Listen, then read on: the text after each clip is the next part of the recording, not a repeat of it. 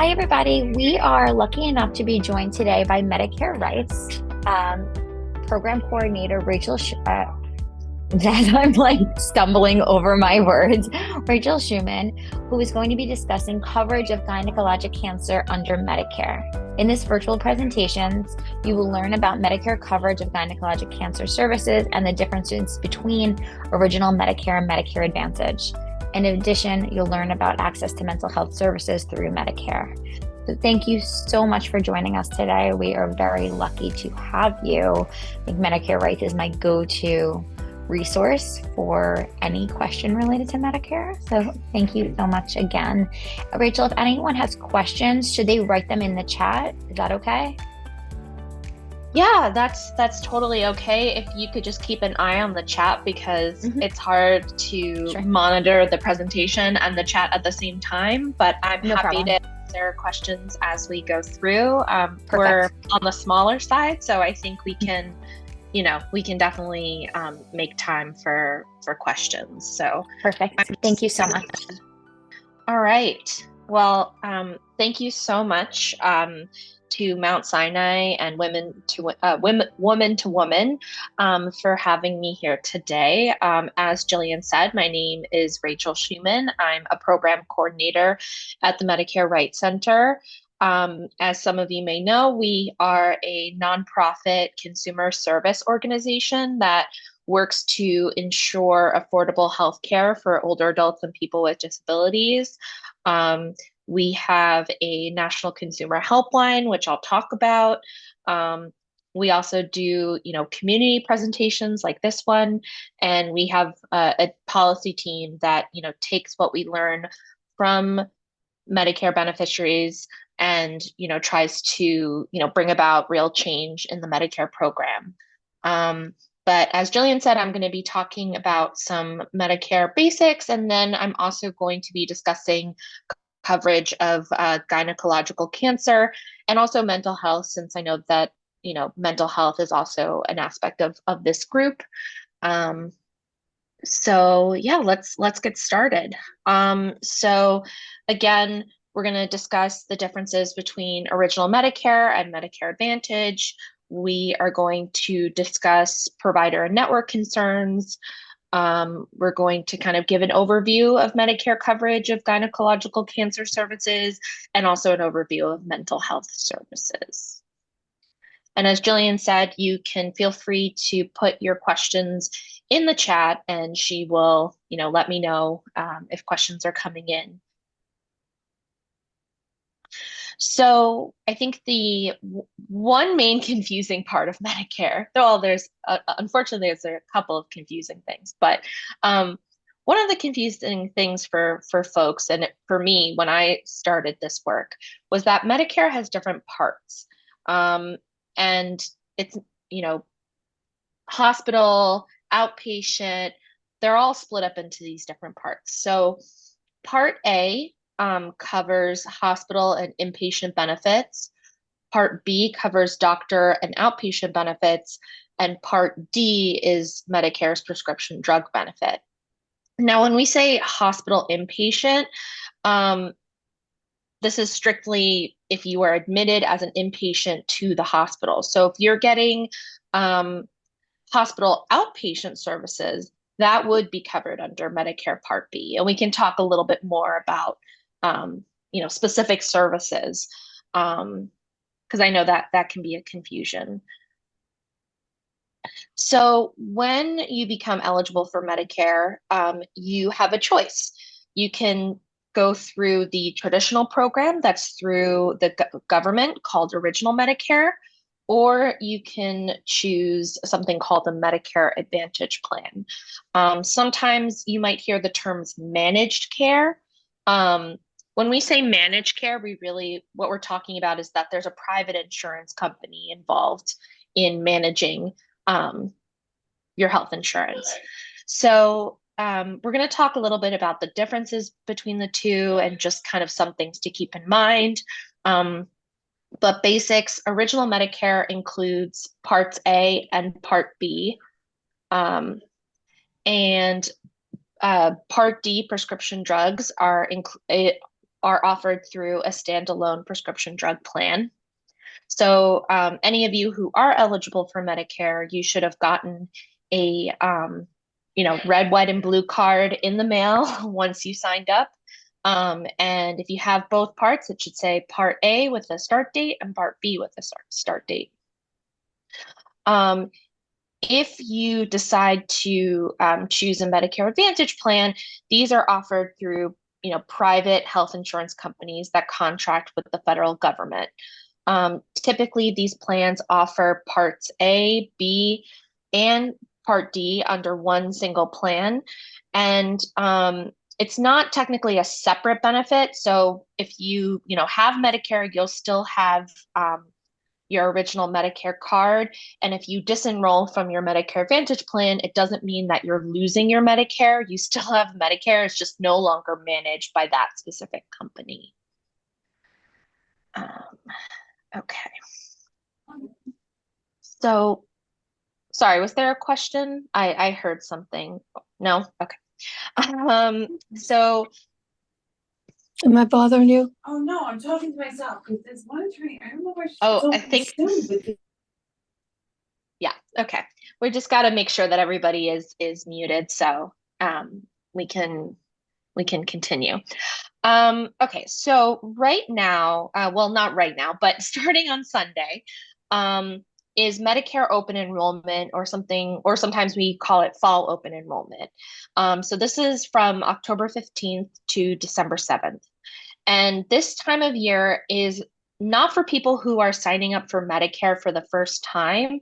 It's actually for people who are already in Medicare and would like to make changes to their current Medicare coverage. So some examples of changes people can make: if they have a Medicare Advantage plan and they want to switch their Medicare Advantage plan, they can do that. If they have a prescription drug plan, they can switch into a different prescription drug plan. Or if they have a Medicare Advantage plan, but they want to switch back to original Medicare, or vice versa. This is the time of year that they can do that as well. So this period lasts, again, from this Sunday, October 15th, until December 7th. And again, we'll kind of be re-reviewing some of the differences between original Medicare and Medicare Advantage. So again, original Medicare just includes Part A and Part B. If you need Medicare prescription drug coverage, you have to enroll in what's called a standalone Part D plan. Some of the downsides of original Medicare is that Medicare doesn't cover certain routine services, such as routine dental, that Medicare Advantage plans are able to cover as what we call a supplemental benefit. In terms of providers, original Medicare does not have a provider network. So that means that you can see any provider in the United States who takes Medicare, and there's no referral requirement. So this can be really important, especially for people who have, maybe chronic health conditions or different diagnoses, that there's no referral requirement. So you don't have to see a primary care physician in order to obtain a referral to see a specialist, which for some people can cause delays in their care. In terms of costs, there's no limit on out-of-pocket costs, and some people purchase something called a Medigap, or what can also be known as a Medicare supplemental policy, to cover some of the costs that Medicare doesn't cover. So I think one misconception that people who aren't on Medicare have is that Medicare covers everything at 100%. Unfortunately, that's not true. Medicare, in terms of cost, Medicare covers a portion, but there are, co-insurances that people, have to pay for. And so what a Medigap policy can do is help cover those costs. So, again, Medigap policies, one kind of example that, is pretty standard or sort of easy to to explain is for outpatient services. So let's say primary care doctor appointment. Medicare will pay 80% of the cost of that visit, and typically you would be billed 20% or 20% co-insurance for that visit. But if you purchase a Medigap that, again, is offered through a private company, that plan can cover that 20% co-insurance for you. These plans do have a monthly premium, and those premiums can, be pretty expensive. However, if you are, again, if someone has a lot of medical needs, is seeing a lot of doctors, maybe they're getting chemotherapy or radiation, which is, pretty intensive treatment, or they're even, something as simple as, multiple PT appointments or other types of, rehabilitative therapies. Those costs can add up. So sometimes people choose to join a Medigap and pay a higher premium upfront, but it saves them money sort of in the long run, because these different kind of costs for each of the services that they're receiving are 100% covered with Medicare and the Medigap. So happy to kind of circulate more resources on Medigaps. I know that the concept can kind of be a little bit difficult initially to understand, but again, can be a good option for some folks. And New York State, we have a continuous enrollment for Medigaps, meaning that you can enroll in a Medigap at any time. There's not a specific period. It's oftentimes better to enroll in a Medigap when you're first eligible for Medicare, or if you are switching from a Medicare Advantage plan or employer-sponsored plan to a Medigap, because Medigaps are allowed to do medical underwriting. And so to kind of avoid that,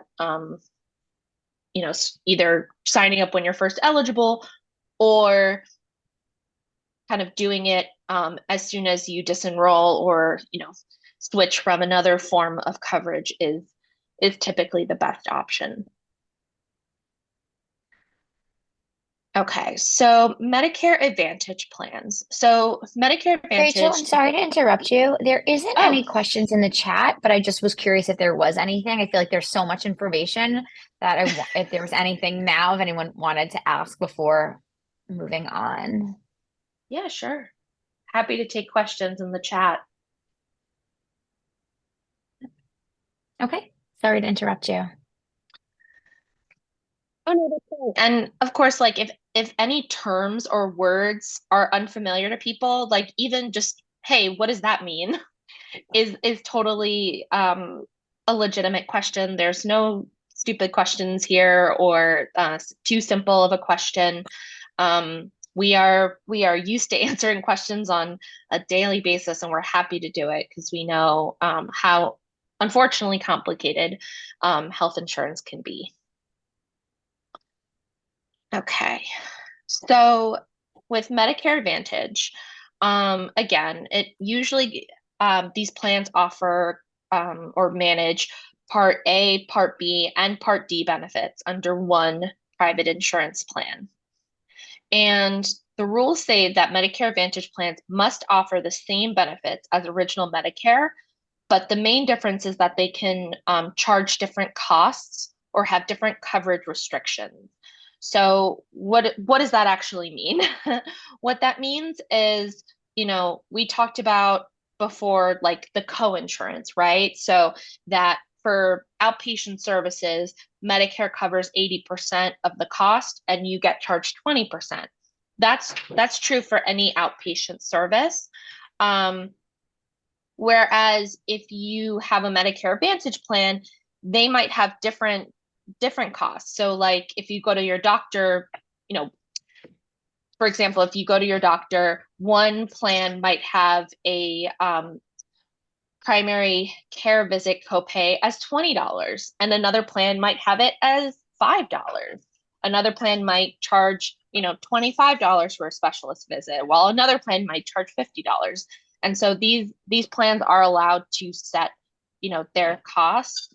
And they're also allowed to do coverage restrictions. So one type of coverage restriction is requiring people to get prior authorization before they're able to get a certain service. So you may already be familiar with this. You go to the doctor says you need this procedure done. Oh, I actually have to submit a prior authorization request for your plan before we can move forward. So Medicare Advantage plans are allowed to have prior authorization for certain services. One of the upsides of Medicare Advantage is that they can cover services that are not covered under the original Medicare program. So they may offer routine dental or routine vision or routine hearing care that's as kind of an extra benefit. So that can be really attractive. I am seeing a question in the chat about Medicare supplemental plans. So someone asked, can you change a supplemental plan at any time? You don't have to wait until enrollment period. So to answer your question, yes, in New York State has basically a rolling enrollment, meaning that you can join or change your Medicare supplemental plan at any time. Again, you want to be sort of careful about medical underwriting. I can definitely send more resources to this group about some of the Medigap enrollment rules, but in New York State, there's a continuous enrollment. Not every state has continuous enrollment, but New York does. So, if you happen to be out of New York State, you may need to check your state's rules about Medigap enrollment. But thank you for that question. Any chance you know about New Jersey? New Jersey, not off the top of my head. Like, any local states? Okay. New Jersey, I'm not sure. I should know, okay. But not off the top of my head. Sure. Hopefully that answered the question. All right.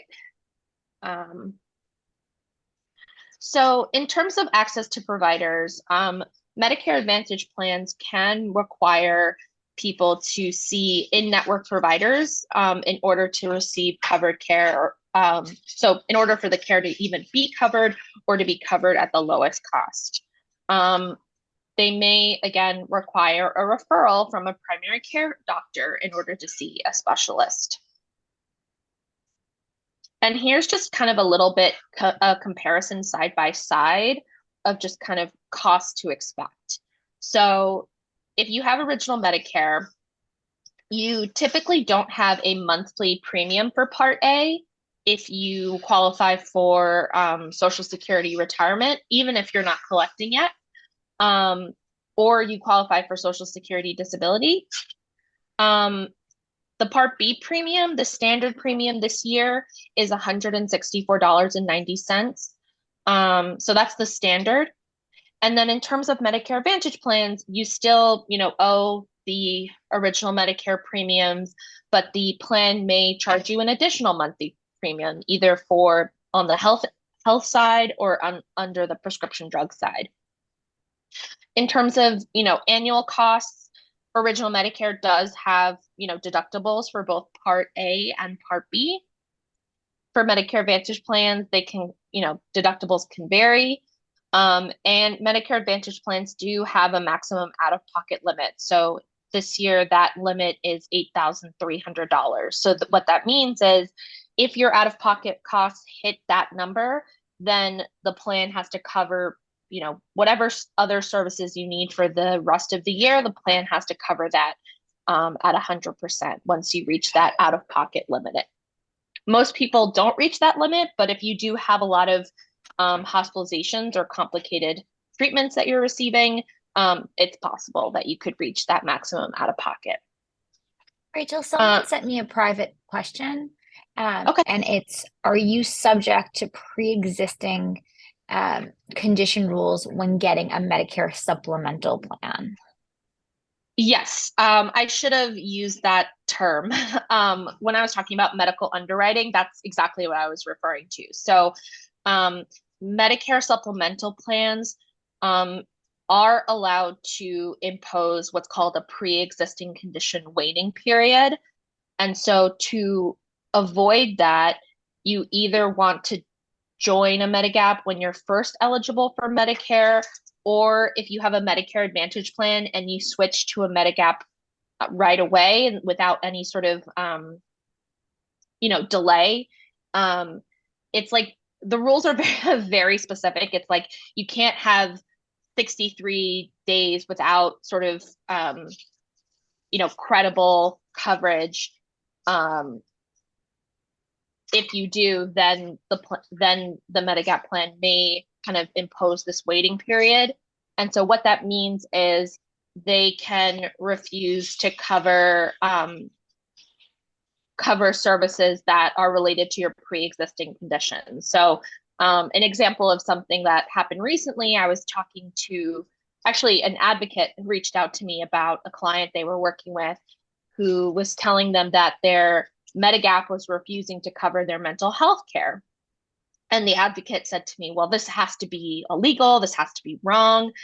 So we took a look at, the client situation and the claims history, and we discovered that, they had been on a Medicare Advantage plan and then decided to switch out and waited, several months and then joined a Medigap.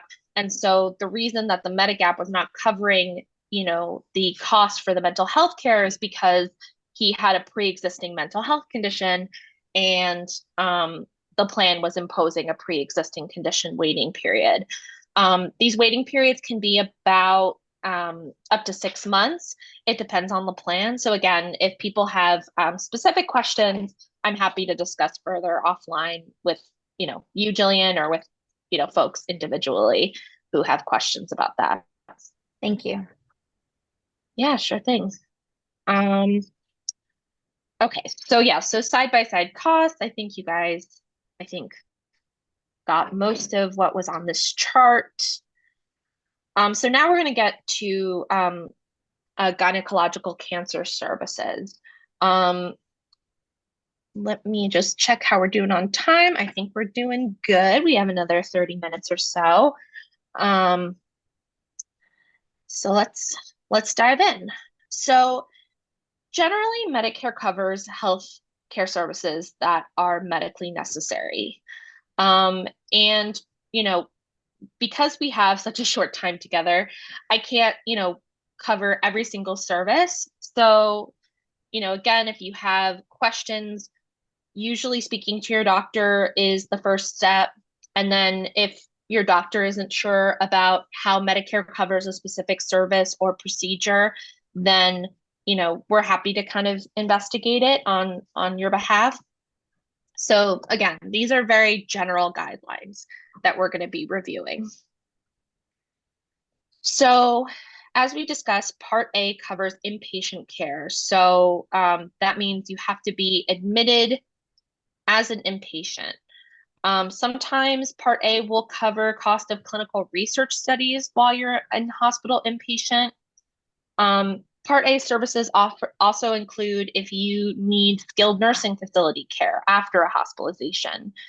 So what that really means is you need nursing or physical therapy or occupational therapy or speech therapy, as well as you need kind of help with general activities of daily living following a hospital stay.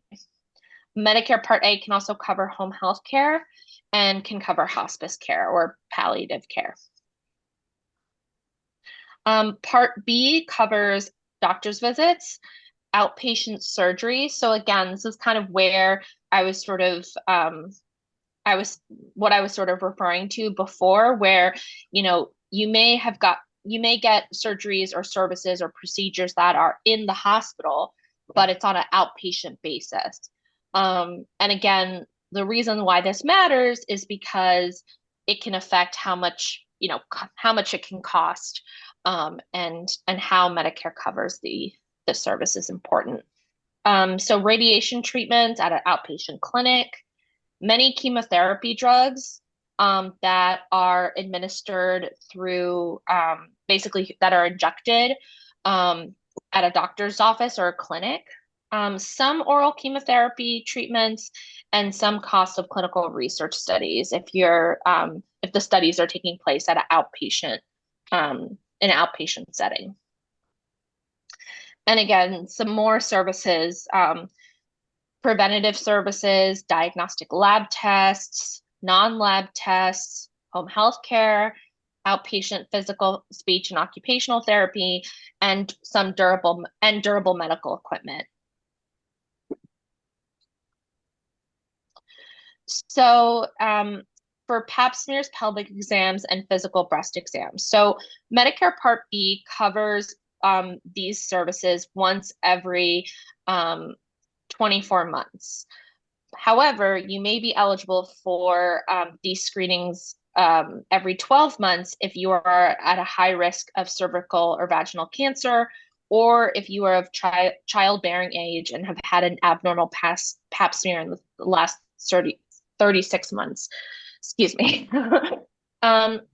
And one thing that we wanted to note, just because we want to be, as inclusive as possible, in Medicare's rules and coverage criteria, sometimes they will associate different, services with a particular gender. So they'll say, women or, female, but we acknowledge that some people might not identify with the gender that they're assigned at birth, but may still have, may still need those services. So if you do need those services,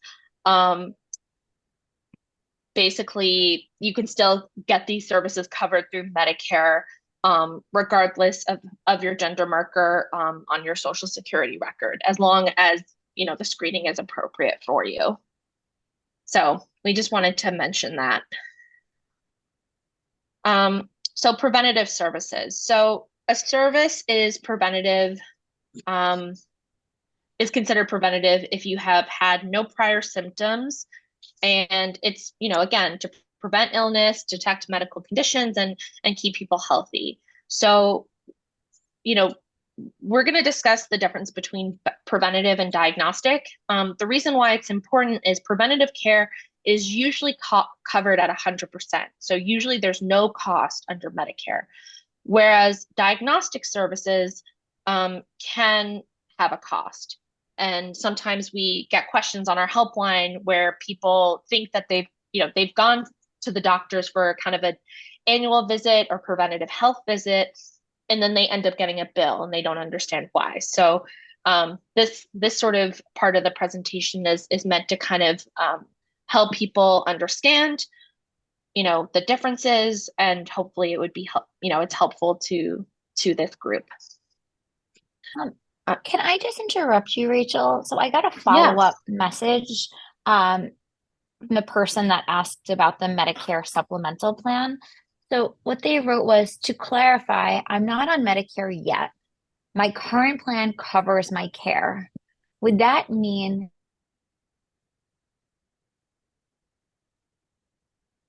Oh, Jillian, you were cut off.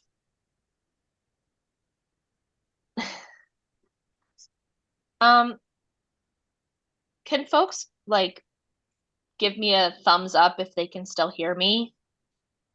We hear you. Okay. But not Jillian. Awesome. Yeah. Okay. Yeah, we might have lost Jillian. So I'm going to continue, and she can, continue with the question that came in. Thanks for bearing with me, everybody. Okay. So drug coverage. So typically under Medicare, drug coverage is covered under Part D. So usually, outpatient prescription drugs. However, as previously mentioned, some drugs that are administered by a provider, or some chemotherapy drugs or cancer drugs, can be covered under Medicare Part B. And then, of course, if you're in an inpatient stay, like at a hospital or a skilled nursing facility, those drugs are covered under Part A. And again, why does this matter? Well, it matters because of cost. So, for example, if you have a Part D plan, the cost sometimes can be lower for those drugs than under Medicare Part B. Because if you remember, any Part B service under original Medicare, there's that 20% coinsurance. Whereas under Part D, there might be a much lower copay. So that's kind of important. The other reason why it's important is it can affect people's access to their medications. So we've seen time and time again where a doctor is telling someone, oh no, you need to go to the pharmacy to get your prescription. And then they try to go to the pharmacy and the pharmacy tells them, oh no, we can't fill this. This is something you need to get at your doctor's office. And then they get sent back to their doctor's office. And the reason that can happen under Medicare is because there's confusion on the provider side on how the prescription is actually covered. So again, if you come across this issue yourself, we are definitely here to help and work with you and your provider if necessary to help you get, the drugs that are medically necessary for you. So again, this is kind of a little bit of a repeat of what I just said, but knowing, which part of Medicare is covering your medications can be important in, for accessing them and for costs. And to if you aren't sure whether a prescription is covered under Part B or Part D, oftentimes one way you can confirm is if you check your Part D prescription drug plans formulary or list of covered drugs. If the drug is there, then it's most likely a Part D covered drug. Another way to know is if you are getting the drug administered by your provider, so like you're going to the doctor's office or clinic or hospital outpatient, and they are the ones administering the drug to you, then those typically are covered under Part B. I am so sorry, Rachel. I am in the Chelsea Center, which is like a black box with no internet, which is pretty amazing. So I did lose the person's question, but what my understanding is that they are not on Medicare yet. They do have a cancer history and are kind of wondering, and I did ask for them to send a direct message directly to you, but should they be getting a supplemental plan? I think that's what they were wondering. Yeah, I mean, if they once they become eligible for Medicare, and let's say, I don't know if this is like through an employer plan or if this is Medicaid or what other coverage they have, but if they do have, a lot of medical costs and medical needs, and they are concerned about, pre-existing conditions, then, a supplemental plan may be a good option for them. But, I always tell people it's such an individual choice. Not everybody can afford the monthly Medicare supplemental plan premium. So oftentimes it's, best to kind of have a one-on-one conversation with the person and find out, what's possible in terms of their, budget, what are their medical needs, and kind of help them weigh the pros and cons. But definitely something to look into when you're approaching, Medicare eligibility or Medicare age, which is 65. Thank you. Yeah, sure thing. Before I move on to Medicare providers, did folks have any questions? Again, I know it's a lot of material that I just went through. I have a question. Okay. It's Robin. I noticed that after I turned 65, when I went for my first yearly physical, that my doctor had said to me, now that you're under Medicare, the physical is a little bit different than your normal physical. There's certain things that you are not covered for unless you have pre-existing some kind of history of it, which I have a lot of pre-existing stuff, and she's able to get stuff, slide stuff through. But is that a true statement that the physical is different than what it would have been under private insurance? So I can't completely answer that question, but what I can tell you is that Medicare has something called an annual wellness visit, and there's Right. very specific services and things that need to happen during that wellness visit. Um, I think I would need to know a little bit more about what services your doctor is trying to have covered in order to kind of speak to that specifically.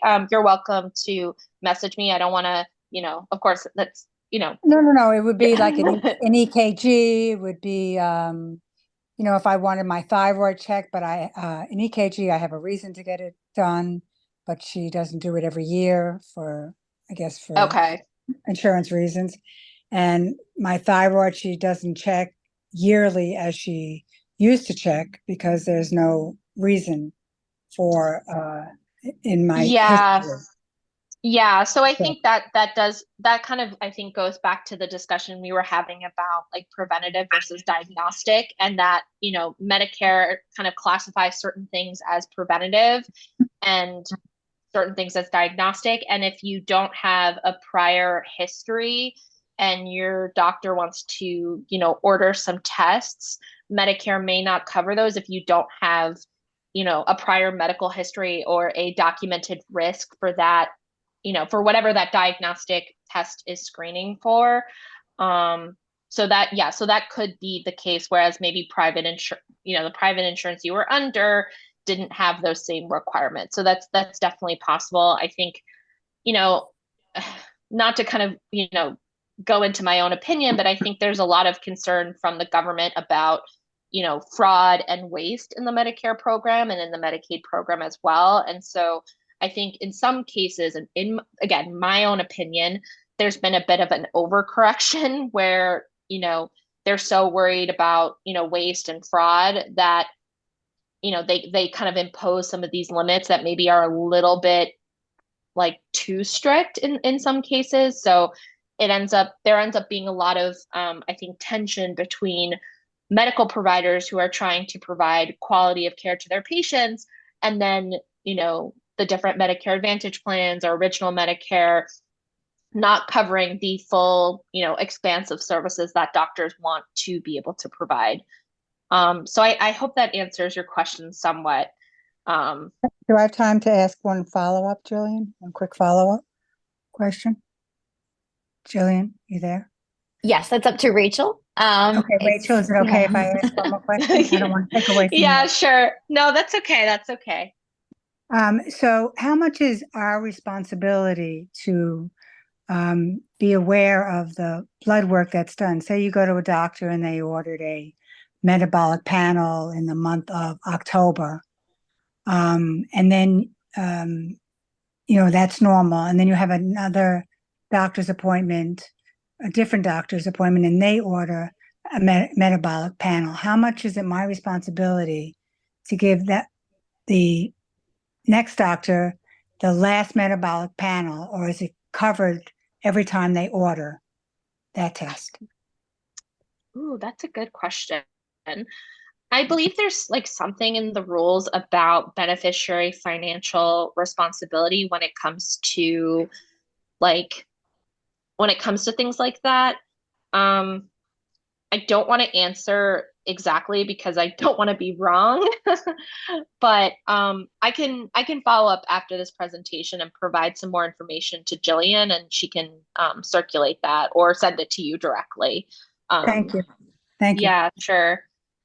But thank you. I appreciate the thoughtful questions I'm getting. It's always great to know that people are interested in that this is relevant, to them. Okay, so I'm going to move on to Medicare providers. Hopefully we'll have time to get through all the slides. So one thing that can come up is how providers are, or what the provider statuses are with Medicare. Now, again, it's you may not know what your provider's status with Medicare, and for some people, there's no issue, there's no problem. But we kind of like to educate people on this issue in case it does come up for them. So for Medicare, there is what's called a participating provider, a non-participating provider, and an opt-out provider. So participating providers accept Medicare, and they what we call this take assignment. So that means that, you know, if Medicare says that they're going to pay the provider $100 for a service, they accept that as full payment. So Medicare will cover the $80. You pay the 20% coinsurance, which is $20. All is fine and dandy. So participating providers, there's no issue. Non-participating providers do take Medicare, but they don't always agree to take assignment. So what does that mean? It means that they can basically bill you additionally. So for example, if we take that example of, you know, the first provider and apply it here, let's say the service costs $100. The provider doesn't agree to take assignment. So that means that Medicare will pay them the $80. You would typically, you know, pay the 20% coinsurance, the $20, but then they might bill you on top of that. So they might say, actually, you owe $25 instead of $20. And they are, you know, if they are a non-participating provider, they are allowed to do that. So again, this only kind of becomes important if you are getting a bill and you don't understand why, you know, your bill is higher than you thought it might be. It could be because this provider is non-participating. Opt-out providers do not accept Medicare. So they have specifically assigned an agreement with Medicare that says that they want to be excluded from the Medicare program. So what that means is they can charge whatever they want, but also they're supposed to, you know, if they're working with beneficiaries, they're supposed to develop a private contract describing what they're going to charge for what services. And you know, sign this contract confirming that you understand that you are responsible for the full cost of care. Where we see problems with opt-out providers is providers not opting out correctly or giving people misinformation, not because they're maybe bad people or they're trying to do, you know, any harm, but because they don't know better. So we've seen opt-out providers tell beneficiaries, oh, well, I opted out of Medicare, but if you pay me out of pocket and you self-submit a claim to Medicare, you can be reimbursed. No, you can't be reimbursed. Or sometimes people get reimbursed for that first, you know, service or first visit, and then they try to do it again. And Medicare says, no, we're not going to pay you for the, you know, reimburse you for these services. This provider is an opt-out provider. So again, we want to kind of educate people on this so that they're not, you know, they can make an informed choice about their care and their treatment and know what they can expect. So again, most providers do accept assignment. It's usually not a problem. You know, it's always best to see a participating provider because it's going to have the lowest, you know, cost. But, you know, again, I don't say this to kind of, you know, make people afraid or scared. It's more like if there are problems with your provider status with Medicare, this could be the reason why. And in terms of Medicare Advantage plans, we already discussed networks and some of the sort of restrictions that these plans can impose. So I did want to touch on Medicare coverage of behavioral health. I think we have time. Yes, we do.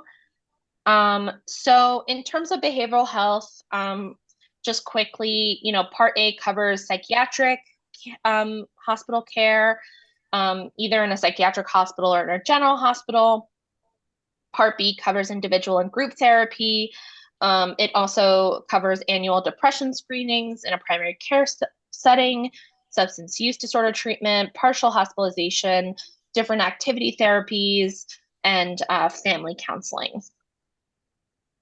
And unfortunately, under Medicare, there is a limit on the number of inpatient psychiatric days in a psychiatric hospital, but this limit does not apply if you are getting psychiatric services at a general hospital. And here are some examples of outpatient providers for mental health. So psychiatrists, clinical psychologists, social workers, nurse specialists, nurse practitioners. Hopefully in the next year or next few years, we're going to see the number of types of providers that are able to bill Medicare and get, and, you know, and people are able to get covered under Medicare expand. So for example, I have a lot of clients who see licensed marriage and family therapists or licensed mental health counselors, and those providers are not currently able to receive payment from Medicare, and they're not able to get coverage for services received through those providers. But again, that is changing. So if you are currently seeing a type of provider that isn't able to, you know, participate or enroll in Medicare, but may be able to in the next year, happy to send that provider information about how they can enroll in Medicare, how they can, you know, get payment through Medicare. Because this is, you know, again, very new and you know, coming in the next year in 2024. Unfortunately, mental health providers, there's like a few provider types that are more likely than not to opt out of the Medicare program or not be able to enroll.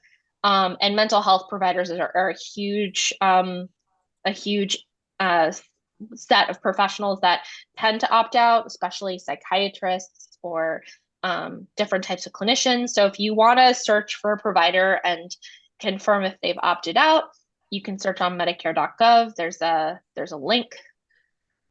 And then in terms of excluded providers, so again, Medicare at this time does not cover certain providers. So I mentioned a couple of them. Some substance use providers like peers and CASACs are also included in this category. And again, some of this is changing in the next year.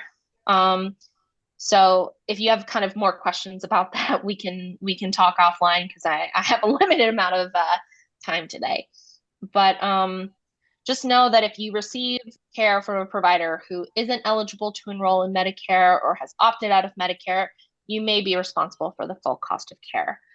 Another excluded service that people sometimes don't know is that Medicare never covers residential treatment. So that includes for mental health or substance use disorder, but also any sort of residential treatment is never covered under Medicare. So now I'm going to share a couple of resources. So one of the community partnerships that we work with is called the CHAMP program. So it stands for Community Health Access to Addiction and Mental Health Care Project.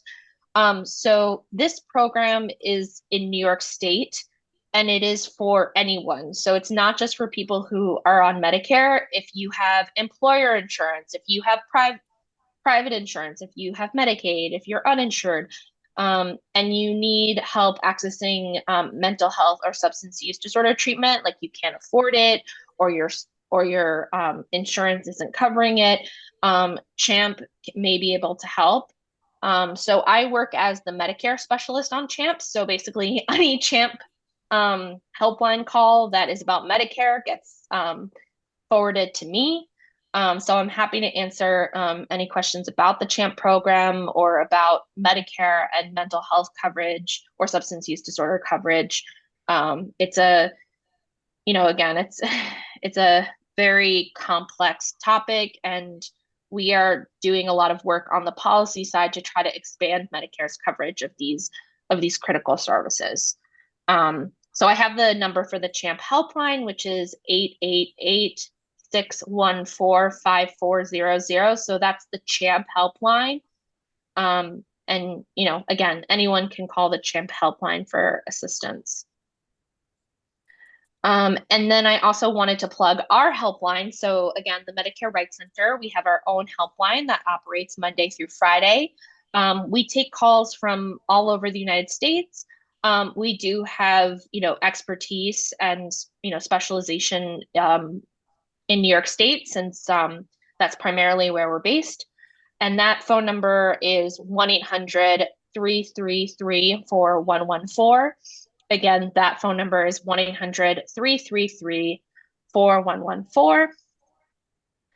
And then we have just a slide here with some information on access to mental health, though, I know you all are part of Woman to Woman and are connected through Mount Sinai. So I'm sure Mount Sinai has a wealth of resources as well.